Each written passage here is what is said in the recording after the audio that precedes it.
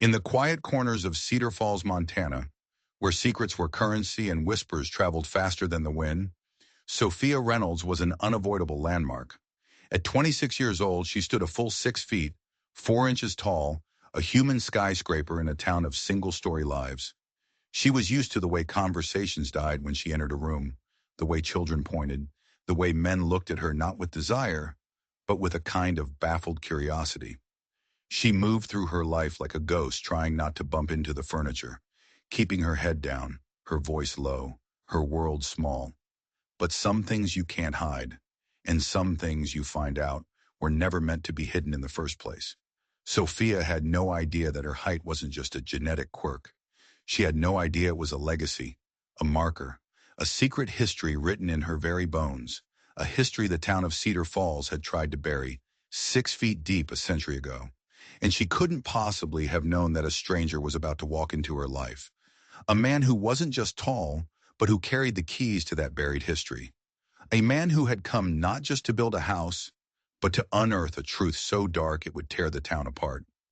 Before we get into this story, a story about how the quietest people can hold the loudest truths, do me a favor and let me know in the comments what town you're watching from. And if you're a fan of strange and mysterious stories that will make the hair on your arms stand up, you're going to want to be subscribed, because what's coming next, you won't want to miss. The bell above the door of Miller's Hardware chimed, a familiar sound that marked the start of another long Tuesday. The morning sun sliced through the dusty windows, illuminating the aisles of tools and supplies that Sophia knew better than the back of her own hand. For 3 years, this store had been her sanctuary, the one place where her strength was an asset, not a spectacle. Her boss, Frank Miller, a man in his 50s with kind eyes and a weary slump to his shoulders, looked up from his paperwork. He'd given her a job when no one else would, and for that she was grateful. But even Frank looked at her sometimes with a deep, unsettling pity, like she was a problem he could never quite solve. "Morning, Sophia," he said, his voice a low rumble. "Big delivery coming in. Fella bought up nearly half our lumber supply. Building something big up on the old ridge." Sophia just nodded, tying the canvas apron around her waist. She was used to big orders, used to doing the work of 2 men. She could haul 50-pound bags of cement without breaking a sweat, could stack pallets of shingles with a precision that amazed even the most seasoned contractors. The customers would stare, of course. They always did. She'd learned to ignore the double takes, the hushed comments. She spent the morning taking inventory, the repetitive task a welcome distraction. But just around 10 o'clock, a shadow fell across the front of the store. It wasn't the shadow of a passing cloud or a delivery truck. This shadow was different. It was tall, impossibly tall, and it was moving toward the entrance. Sophia looked up from her clipboard, and for the first time in her life, she felt her own height shrink. The man who walked through the door didn't just enter the store, he consumed it. He had to duck his head to clear the frame, and his shoulders seemed to brush both sides of the doorway at once. He had to be a full 7 feet tall, built not just with height but with a solid, grounded power. His long black hair was tied back in a thick braid, and his face was a roadmap of sun and wind, with eyes so dark they seemed to hold the night sky. Frank Miller's jaw went slack. He looked like a man who'd just seen a mountain get up and walk into his store. Can I help you?" Frank stammered. The giant's voice was as deep as a riverbed. "Name's Thomas Blackhorse. Called yesterday about a lumber order." "Right, yes, Mr. Blackhorse." Frank fumbled with a stack of invoices. That's a lot of lumber. Must be building a fortress up there." Thomas didn't smile. He just gave a slow, deliberate nod. His eyes scanned the store, moving past the shelves of shiny tools and bags of concrete until they landed on Sophia. And in that moment, the world shifted on its axis. He didn't stare. He didn't gawk. He simply saw her. For a split second, she felt the bizarre, thrilling sensation of looking up to meet someone's gaze. It was a feeling so foreign it made her dizzy. And in his eyes, she saw something she couldn't name. Not pity, not surprise. It was something else. Something that felt like recognition. But that was impossible. She'd never seen this man before in her life. Had she? The silence in the store stretched, thick and heavy. Frank was still fumbling with his papers, looking anywhere but at the two giants standing in the middle of his hardware store. It was Thomas who finally broke the spell. "I'll need help loading," he said, his voice calm, but his gaze still locked on Sophia. "If you have someone who can handle it." Frank glanced nervously between them, his face pale. "Well, Sophia here is our strongest worker, but I'm not sure." "I can help," Sophia cut in, her voice louder than she intended. She was tired of people talking about her like she was a piece of furniture, a tool to be used but never addressed directly. She stepped forward, feeling a strange surge of defiance. Thomas gave another one of his slow, deliberate nods. A flicker of something that looked like approval crossed his face. "I'd appreciate that," he said. For the next 2 hours, they worked in a steady, rhythmic silence. They moved like a well-oiled machine, lifting heavy beams and stacks of plywood onto his enormous pickup truck. It was hard, grueling work, but for Sophia, it felt like breathing for the first time. He didn't offer to take the heavier loads. He didn't make condescending comments about her strength. He just worked alongside her, matching her pace, treating her as an equal. It was so rare, so profoundly decent, that it almost brought tears to her eyes. As they loaded the last of the 2x4s, Sophia found her voice. "That's a big house you're building." "It is," Thomas replied, his hands expertly securing the load with thick canvas straps. "For your family?" she asked, unable to stop herself. Thomas paused, his back to her. He took a long moment before answering, his voice quieter now but carrying a strange weight. "It's for someone who deserves better than what she's been given." Before Sophia could ask what he meant, before she could process the strange thrumming in her chest, he climbed into his truck, gave her one last, unreadable look, and drove away. He left her standing in the dusty parking lot, her muscles aching, her mind spinning with 1,000 questions. Who was this man?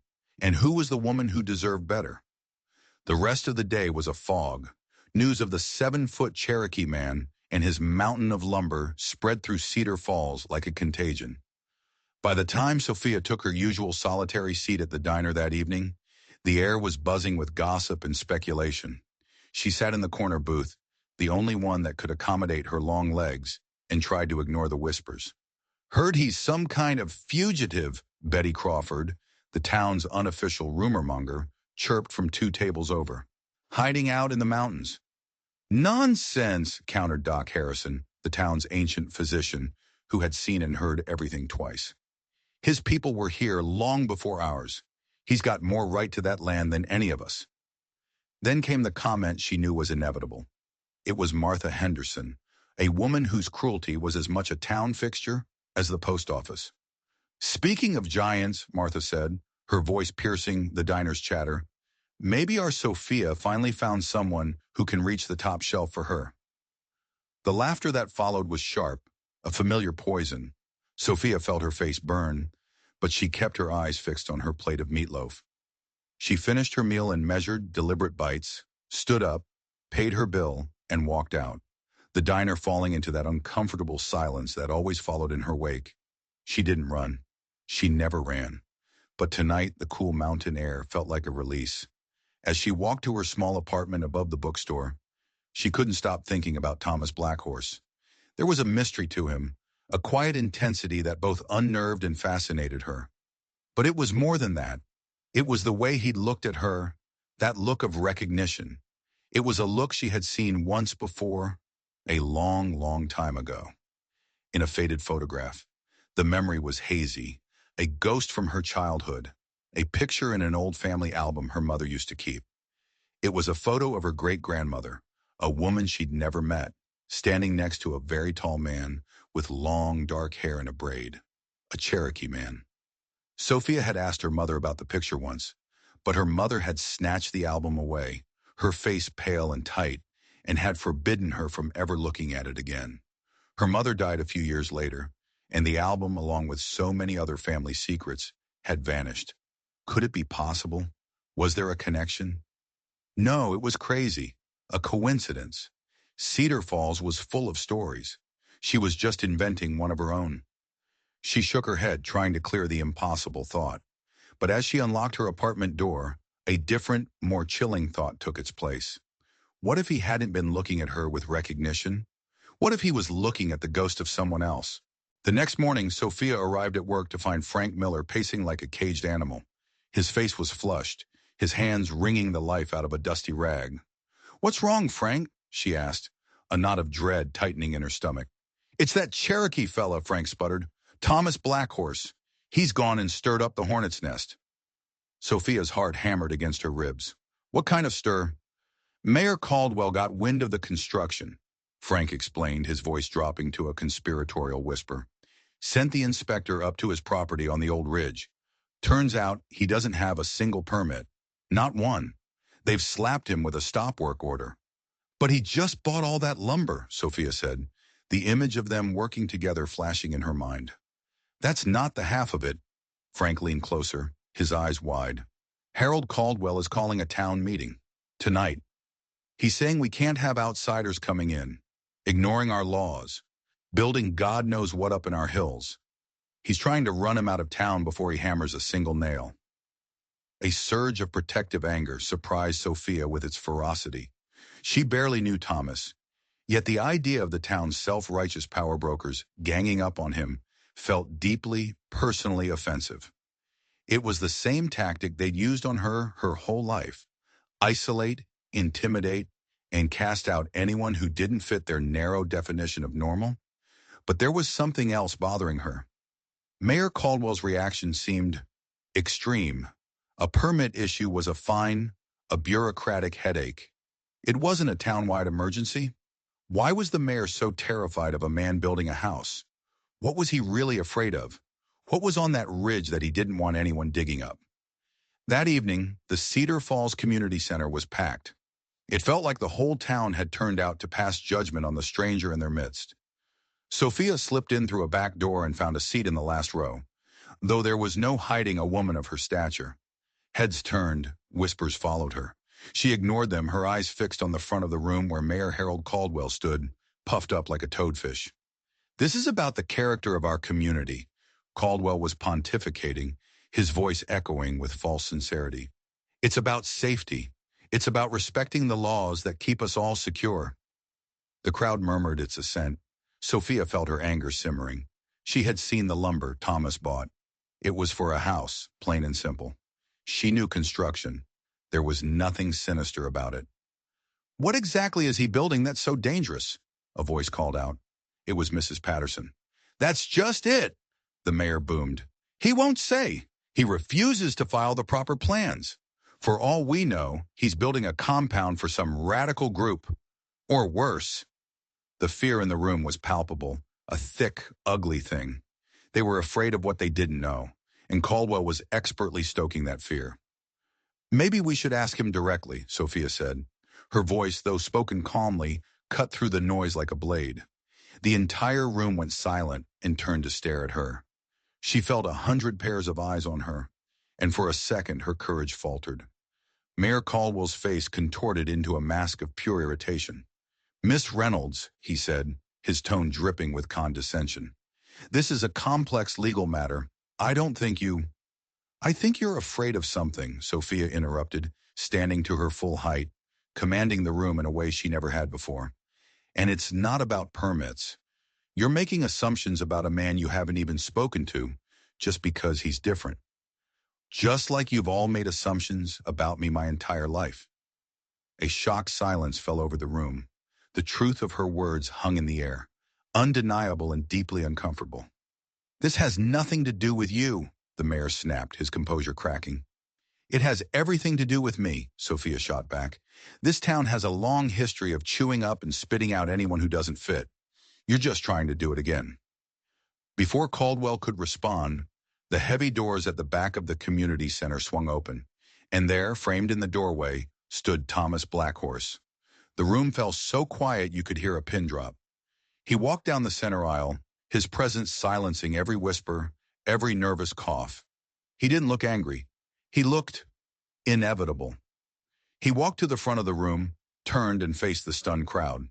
His dark eyes scanned the faces, lingering for a moment on Mayor Caldwell's, then moving on until they found Sophia in the back row. And again, that look passed between them, a current of understanding that made her pulse leap.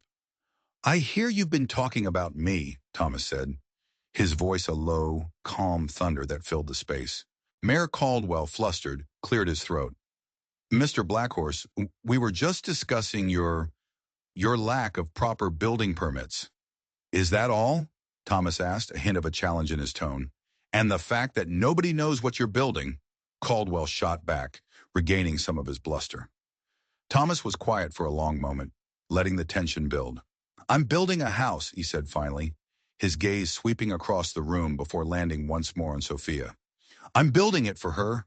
A collective gasp went through the crowd. Dozens of heads swiveled to stare at Sophia, their expressions a mixture of shock, envy, and disbelief. Her face burned. It was an impossible, insane declaration. He barely knew her. Why would he say that? Unless, unless it wasn't about her at all. Unless it was a message. A message meant for someone else in that room.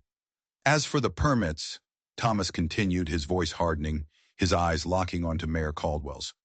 "I'll file whatever paperwork you need. But let me make one thing clear. I'm not just building a house. I'm reclaiming what was stolen."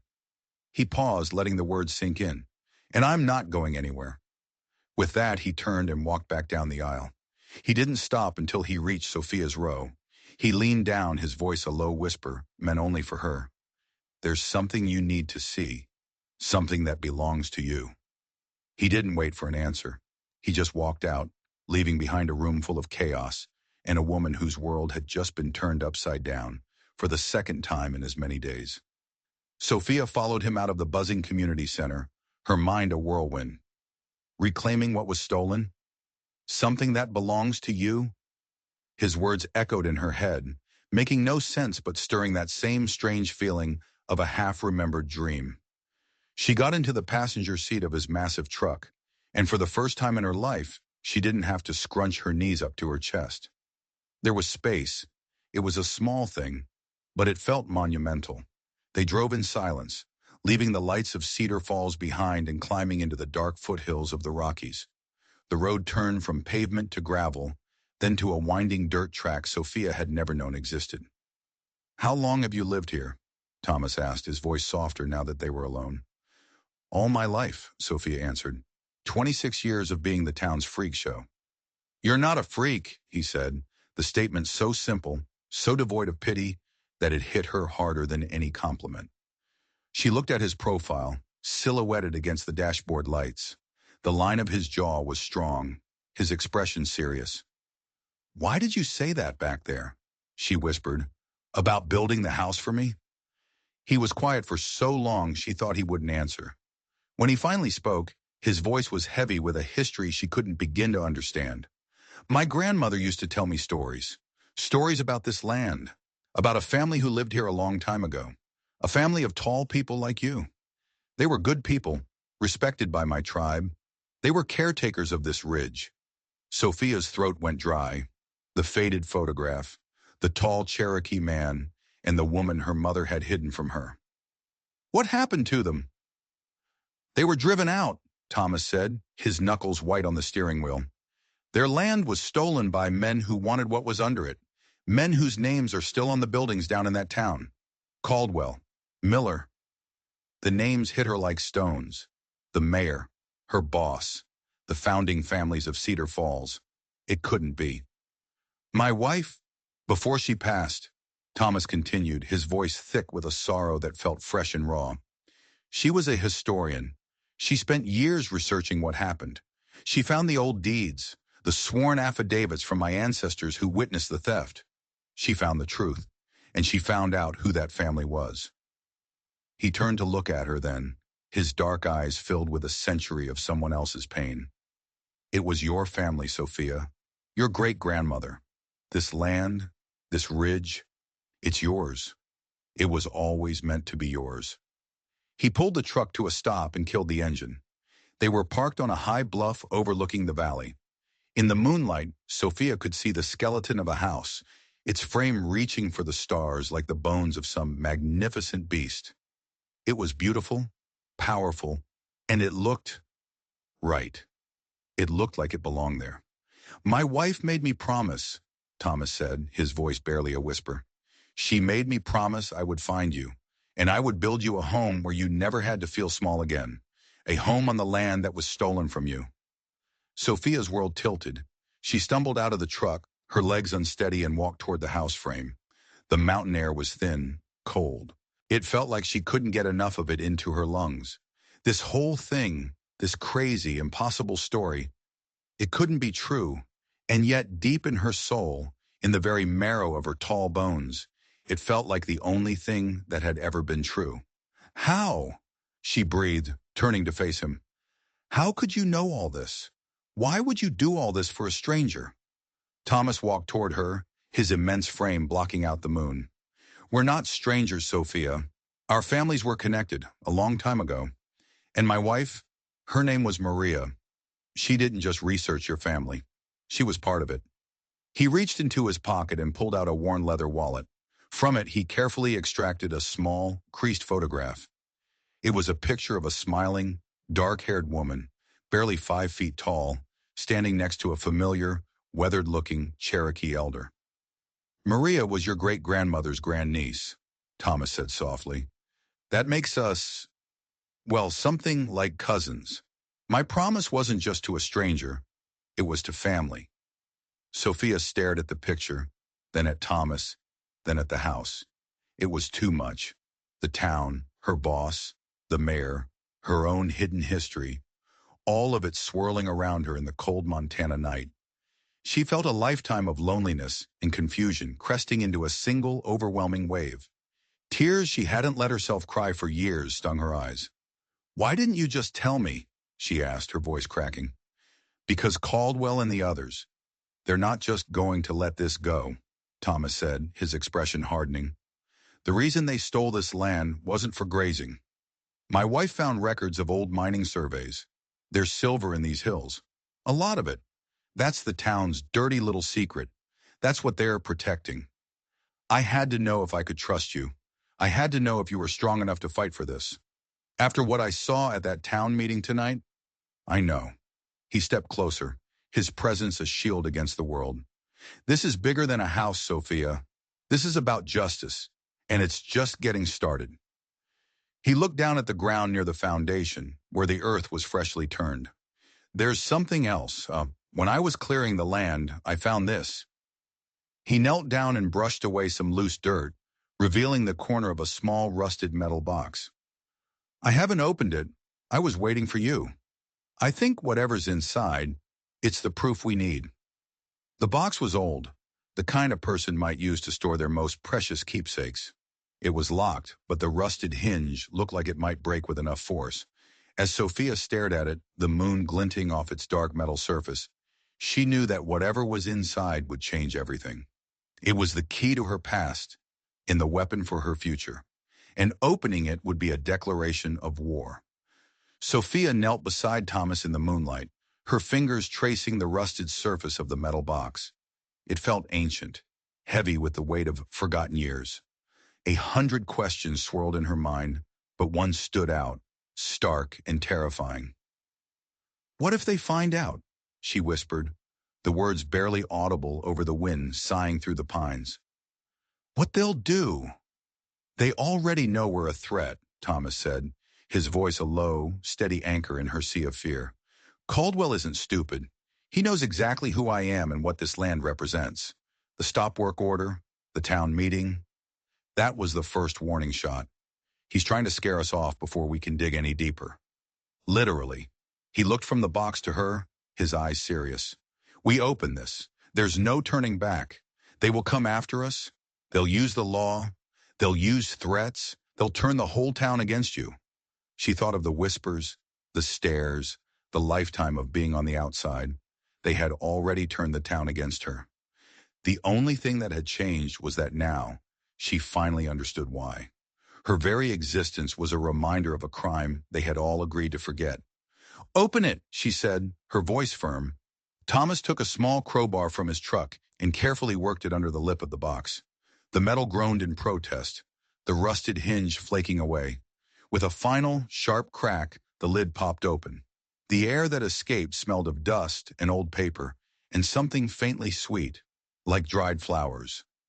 Inside, nestled on a bed of faded velvet, were two objects. The first was a thick, leather-bound journal, its cover stamped with the initials E.R. The second was a single, perfect silver nugget, as large as a robin's egg, that seemed to glow with its own inner light in the pale moonlight. Sophia reached in with a trembling hand and lifted the journal. The leather was supple, miraculously preserved. She opened it to the first page. The handwriting was elegant, a beautiful looping script. The first entry was dated May 12, 1923. "We have arrived," it read. "The mountains are more beautiful than I ever imagined.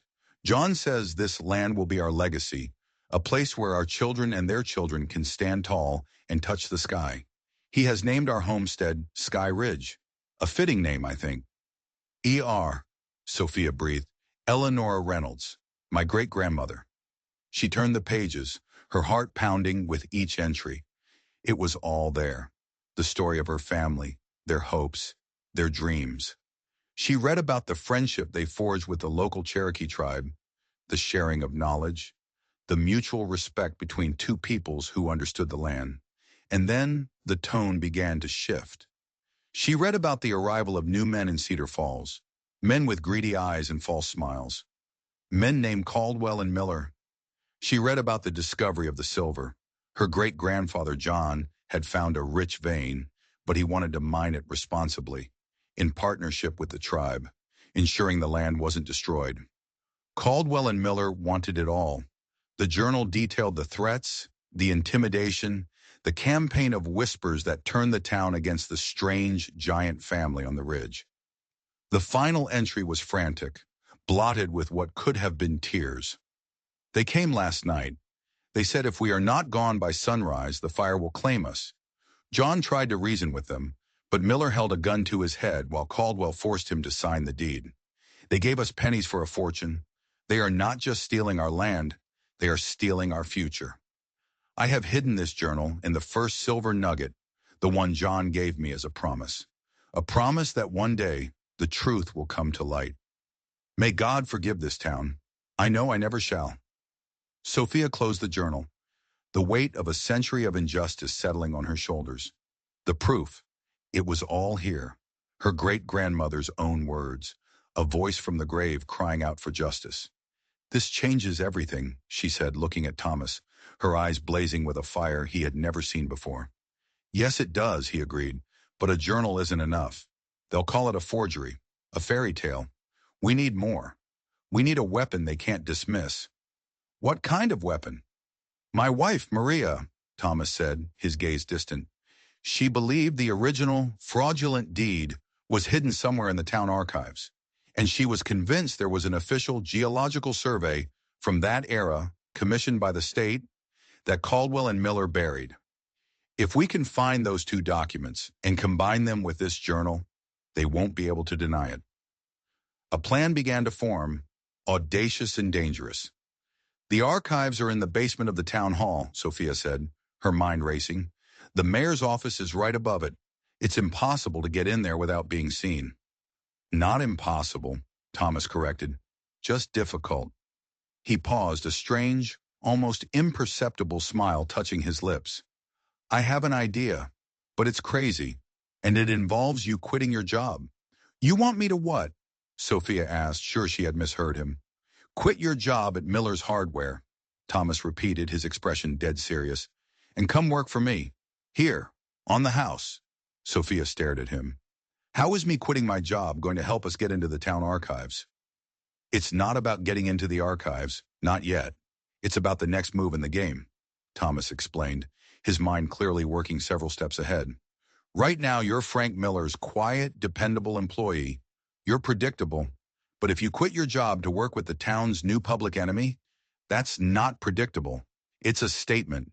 It's a declaration of alliance. It will make them nervous, and nervous people make mistakes." He was right. It was a bold move, a way of seizing control of the narrative. It would fuel the gossip, of course. The town would be scandalized.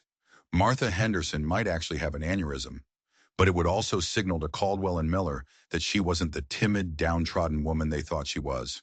She was a threat. And while they're focused on us up here, Thomas continued, that's when we make our real move. But first, we need to apply pressure.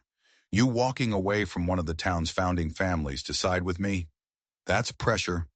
There was another more personal reason, too. The thought of facing Frank Miller every day, knowing his family had helped destroy hers, was unbearable. She couldn't stand in that store, on that ground, without feeling the weight of his betrayal. Okay, she said, the decision solidifying in her heart. I'll do it. The next morning, Sophia walked into Miller's Hardware and gave Frank her 2 weeks' notice. The look on his face was a cocktail of shock, hurt, and something else. Fear. Sophia, you can't be serious, he said, his voice pleading. Working for him? After that stunt he pulled at the meeting? He's trouble. He's my family, Frank, Sophia said, the words feeling strange and powerful on her tongue. Frank's face went pale. What are you talking about? You know exactly what I'm talking about, she said, her voice dropping, cold and sharp. You know what your grandfather did. You know what Caldwell's grandfather did. You've known this whole time, haven't you? Every time you looked at me with that pathetic pity, it was just guilt, wasn't it? Frank recoiled as if she'd slapped him. He opened his mouth, then closed it. The truth was written all over his face. He had known. He had carried the secret, letting her live in ignorance, the object of his family's guilty conscience. The betrayal was so profound it made her physically sick. She didn't wait for his answer. She just turned and walked out, leaving the chiming of the bell to echo in the silence behind her. The next 2 weeks were a special kind of hell. As Thomas had predicted, the news of her decision ripped through Cedar Falls. The whispers that had followed her whole life now became open hostility. Someone spray-painted traitor on the door of her apartment. Martha Henderson crossed the street to avoid her. At the diner, the waitress accidentally spilled a glass of ice water in her lap. The harassment culminated on her last day of work. As she was leaving the hardware store, she was cornered by Mayor Caldwell's son, Derek, and 2 of his friends. Derek was a weasel of a man who'd inherited his father's arrogance without any of his cunning. Leaving us for your new boyfriend, Giraffe? Derek sneered, his breath sour with beer. My dad says he's just using you to get at that land. My life is none of your business, Derek, Sophia said, trying to push past him. He blocked her way, stepping uncomfortably close. See, that's where you're wrong. You're one of us. You don't get to just run off with some outsider. It's not right. One of you? Sophia laughed, a bitter, humorless sound. You've spent my whole life making sure I know I'm not one of you. You can't have it both ways. Derek's face twisted in an ugly snarl. You're a freak, and you're so desperate you'll go with the first person who doesn't laugh at you. But he'll get tired of you.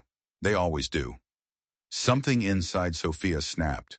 A lifetime of swallowed insults, of forced smiles, of quiet dignity in the face of relentless cruelty. It all erupted in a single fluid motion. She didn't slap him. She punched him. A straight, powerful right cross that connected with his jaw with a sickening crack. Derek crumpled to the sidewalk, moaning. His friends stared, their jaws hanging open in disbelief. Sophia stood over him, her knuckles throbbing, her chest heaving with adrenaline and rage. Don't you ever, she said, her voice a deadly quiet whisper, speak to me again. She turned and walked away, leaving them frozen on the sidewalk. She didn't look back. She knew she had just crossed a line, but for the first time in her life, she felt truly, unapologetically tall. The morning Sophia moved her life up the mountain was the start of her real education. Working with Thomas on the house was different from any work she'd ever done. He wasn't just building a structure. He was honoring the wood, the land, the history. He taught her how to read the grain, how to join 2 beams so perfectly they seemed to have grown that way. Her hands, which she had always seen as too big and clumsy, became skilled and precise under his patient guidance. They fell into a rhythm, working from sunrise to sunset, their days filled with the scent of sawdust and the sound of hammers echoing through the valley. In the evenings, they would sit on the porch of the small cabin Thomas had fixed up for her, and she would read aloud from her great-grandmother's journal. With each page, the ghost of Eleanor Reynolds became more real, her story intertwining with their own. But down in the valley, the forces were aligning against them. Their spies were everywhere. One afternoon, old Pete Morrison from the gas station drove up, pretending his truck had overheated. He was friendly, but his eyes missed nothing. The progress on the house, how much more lumber they'd need, how they were living. Sophia knew he'd report every detail back to Caldwell. The pressure was building. They needed to get into the archives, and soon. The town is holding its annual Founders' Day picnic this Saturday, Sophia said one evening, looking at a flyer she'd picked up in town. The whole town will be at the park. The town hall will be empty. It's our best chance, Thomas agreed, but it will still be locked, and the alarm system is new. I know, Sophia said, a slow smile spreading across her face, but I also know who installed it, a contractor named Jimmy Peterson, and I know for a fact that Jimmy Peterson has a terrible gambling problem. Frank used to complain about it all the time. Thomas looked at her, his eyebrows raised in appreciation. You're learning. The plan they hatched was risky. It involved a trip to Billings, a smoky backroom poker game, and a large chunk of Sophia's meager savings. Thomas, it turned out, was a masterful poker player, his stoic face impossible to read. He didn't just win Jimmy Peterson's money, he won his debt, his gratitude, and most importantly, the master code to the town hall's alarm system. On Saturday, as the smell of barbecue drifted up from the town park, Sophia and Thomas slipped into the deserted town hall like shadows. The alarm code worked perfectly. The archives were in the sub-basement, a damp, musty room filled with filing cabinets and stacks of decaying boxes. It smelled like forgotten history. You look for the geological surveys, Thomas whispered, his voice hushed in the cavernous room. They'll be from the state, filed between 1920 and 1925. I'll look for the deed. It was like looking for a needle in a haystack of brittle, yellowing paper. Minutes stretched into an hour. Every creak of the old building, every distant shout from the picnic sent a jolt of fear through Sophia. They were running out of time. I've got it, Thomas breathed, pulling a long, rolled-up tube from the back of a drawer labeled Mining and Land Use. It was the State Geological Survey from 1924. He unrolled it carefully on a dusty table. There, in stark black and white, was a detailed map of Sky Ridge, with a thick dark line indicating a massive silver lode. Scrawled at the bottom were the names of the surveyors, and a note, findings reported to Mayor Thaddeus Caldwell, advised immediate public filing, a filing that had never happened. Now we just need the deed, Sophia whispered, her hands flying through crumbling files. Suddenly they heard a noise from upstairs, a key turning in the lock of the main entrance. They froze, their eyes locking in panic. Someone was coming. They hadn't disabled the lock, only the electronic alarm. Who would be coming to the town hall during the Founders' Day picnic, unless it was a trap? Panic seized Sophia, cold and sharp. They were caught. There was no way out of the windowless basement. Footsteps echoed on the floor above them, slow and deliberate. It wasn't the sound of a clerk popping in to grab a file. It was the sound of someone who knew they weren't alone. Thomas moved with a speed that was terrifying for a man his size. He grabbed Sophia, pulling her behind a towering metal shelving unit, plunging them into near darkness. He put a finger to his lips, his eyes intense. The footsteps moved across the main floor, heading for the staircase that led down to the archives. They knew, Sophia mouthed silently, her heart trying to beat its way out of her chest. Pete Morrison's visit, the friendly questions, they had been testing them, waiting for them to make a move. The basement door creaked open. A sliver of light cut through the gloom, followed by a shadow. Two shadows. Sophia could hear their breathing, could smell the faint scent of whiskey. You sure they're down here? A voice growled. It was Derek Caldwell. Pete saw the Giant's truck head out of town this morning, another voice replied. Frank Miller. Sophia's blood ran cold. Her former boss, the man who had pretended to be her friend, was hunting her. He figured they were trying to throw us off. My guess is they doubled back. This is the only day they'd be stupid enough to try something like this. They began to move through the archives, their flashlight beams cutting through the darkness, sweeping across the rows of filing cabinets. Sophia held her breath, pressing herself against the cold metal shelf. Thomas was a statue beside her, utterly still, utterly silent. The beam of light swept past their hiding place, inches from her face. "There's nothing here," Derek grumbled after a few minutes of searching. "Let's go. I'm missing the beer tent." "Wait," Frank said. His voice was closer now. "What's this?" Sophia risked a tiny glance around the edge of the shelf. Frank's flashlight was pointed at the table where Thomas had unrolled the geological survey. In their haste to hide, they had left it out. "Well, well, well," Frank chuckled, a low, nasty sound. "Looks like they found the old treasure map." He picked up the rolled document. "My father told me this was down here. He said if it ever saw the light of day, it would be the end of everything." "So what do we do?" Derek asked. "We take it," Frank said simply, "and we make sure they can never come looking for it again." He walked over to the basement's heavy steel door. With a grunt, he slid a thick iron bolt across it from the outside. The sound of the bolt locking into place was the most terrifying sound Sophia had ever heard. It echoed in the small room like a death sentence. Then she smelled it. Gasoline. A thin stream of liquid began to seep under the door, the acrid smell filling the small space. They were going to burn the archives. They were going to burn them with it. "My God," Sophia whispered, her voice trembling. Thomas didn't panic. His mind was already working. He looked around the dark, dusty room, his eyes scanning for any possibility, any hope.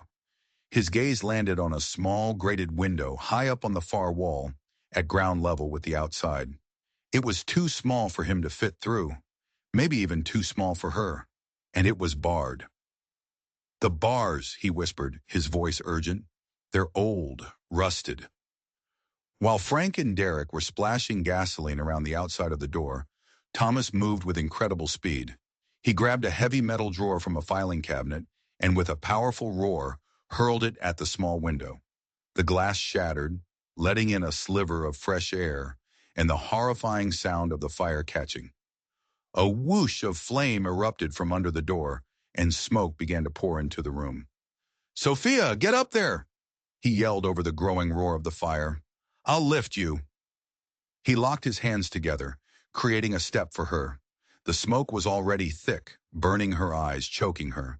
She scrambled onto his hands, and he lifted her as easily as if she were a child. She reached the window, her hands grabbing the hot bars. They were rusted through at the base, just as he'd thought. She pulled with all her strength, adrenaline surging through her veins. The metal groaned, then one of the bars snapped free. She pulled again, harder, screaming with the effort as the skin on her hands tore. The second bar broke. The opening was just big enough. She squeezed through, coughing and gasping, tumbling out onto the grass behind the town hall as flames began to lick at the window frame. She turned back, her eyes wild with terror. "Thomas, come on!" But he couldn't. The window was too small. He was trapped. The room behind him was an inferno. The old paper of the archives, fueling the blaze. He looked at her through the smoke and flames, his face calm, resolute.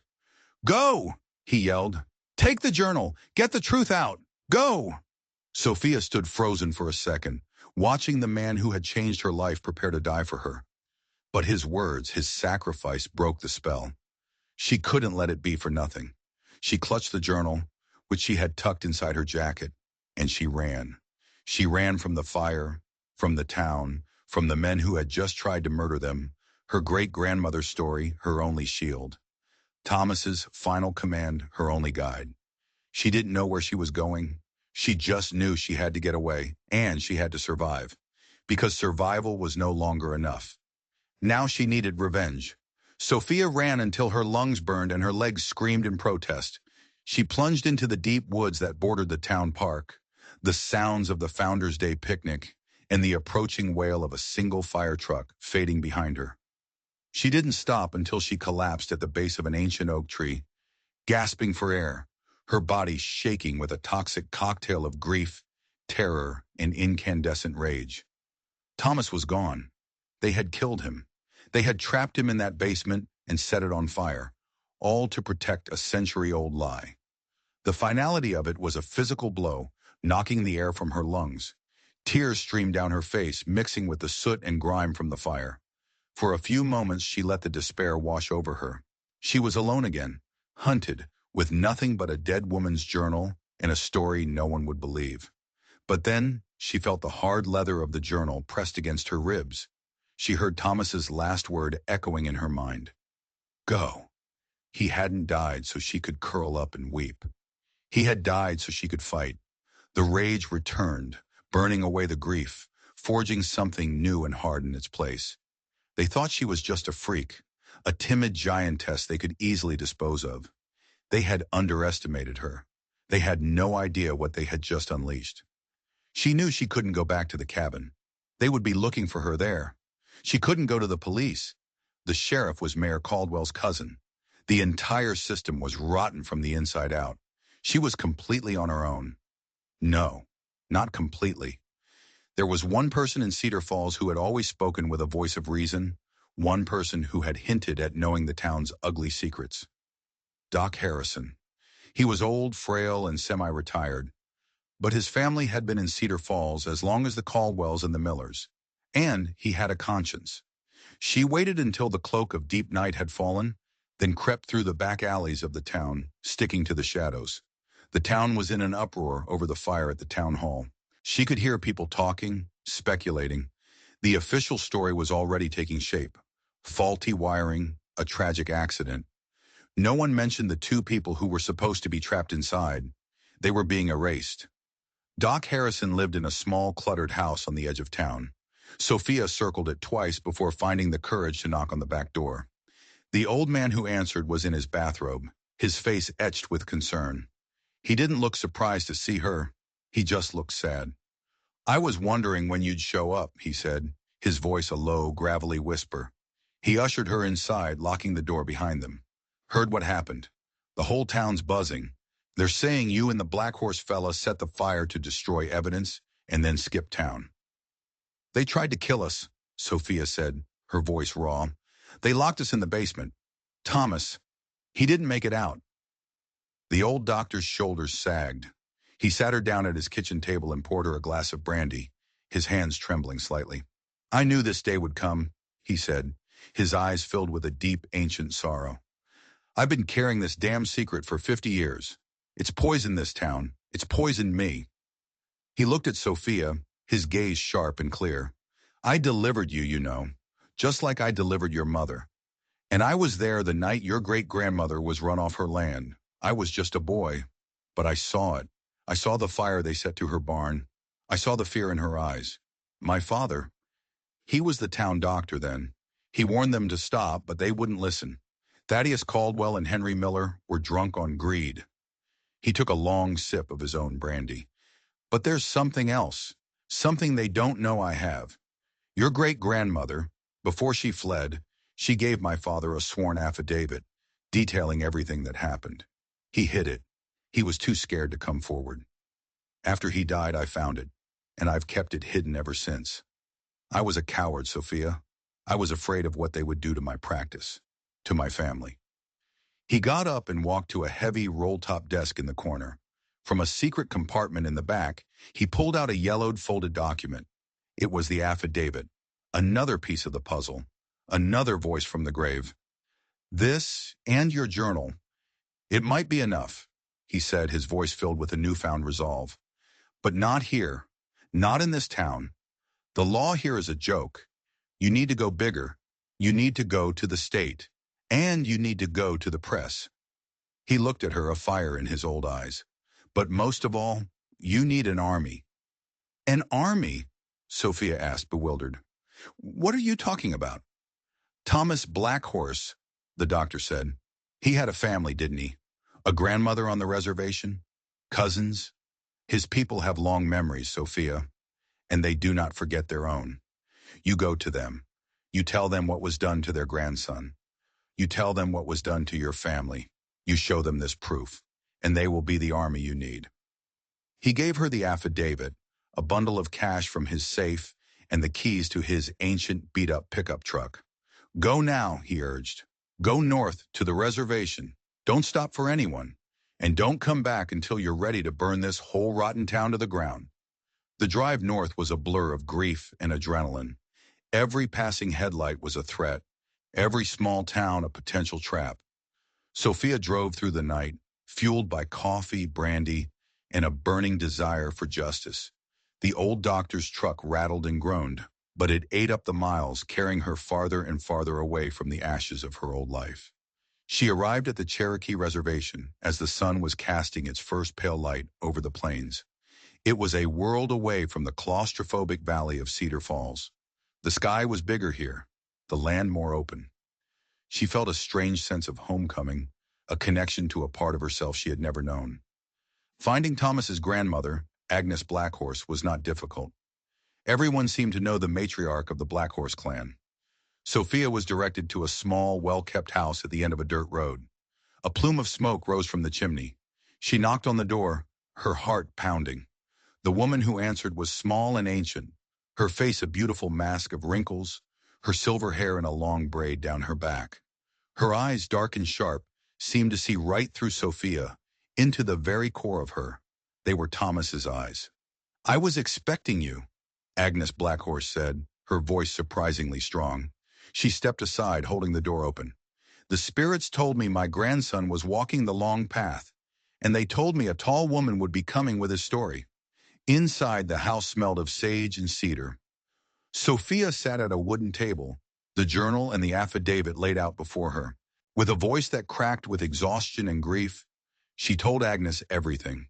She told her about the house, the journal, the archives, the fire.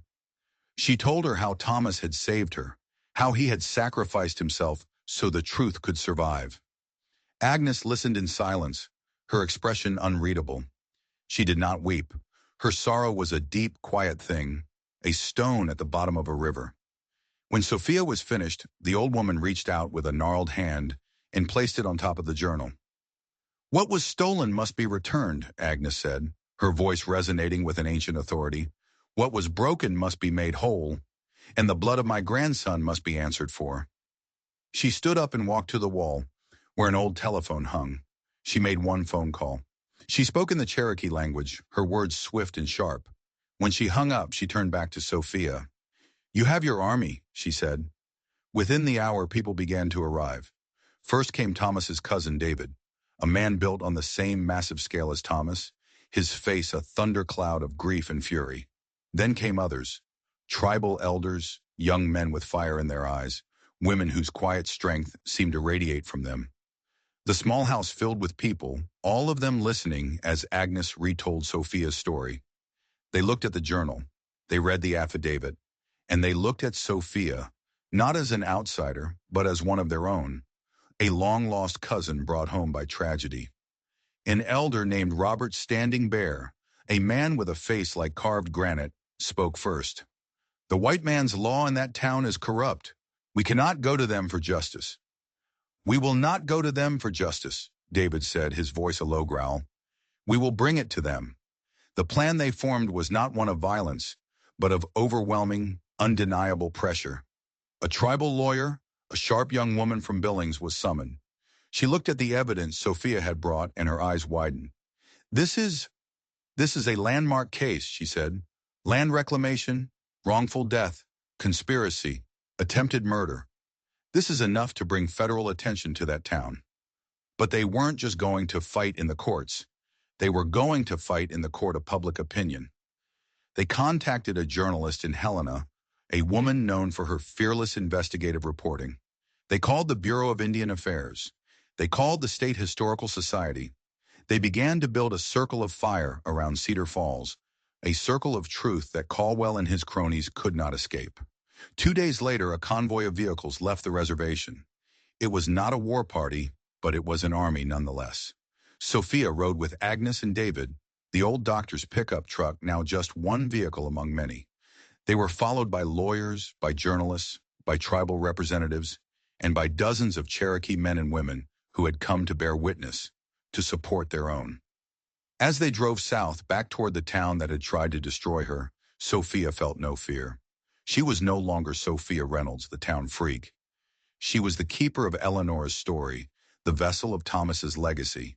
She was an instrument of justice, and she was not coming back to Cedar Falls to ask for what was hers. She was coming back to take it. The return to Cedar Falls was like a scene from a movie. The convoy didn't sneak into town.